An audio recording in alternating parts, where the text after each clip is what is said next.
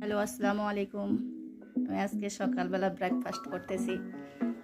ডাল, সবজি ভাজি, মুরগির মাংস, ডিম ভাজি, সব কিছু দিয়ে চা দিয়ে ব্রেকফাস্ট করতেছি। কে কে ব্রেকফাস্ট হয়েছে কার কার।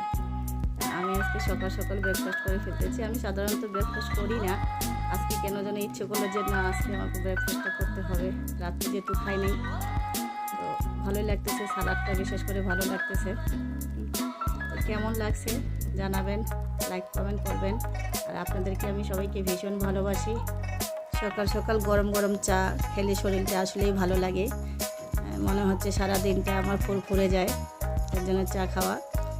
তো ভালো লাগছে। আল্লাহ হাফেজ, ভালো থাকবেন, টেক কেয়ার, বাই।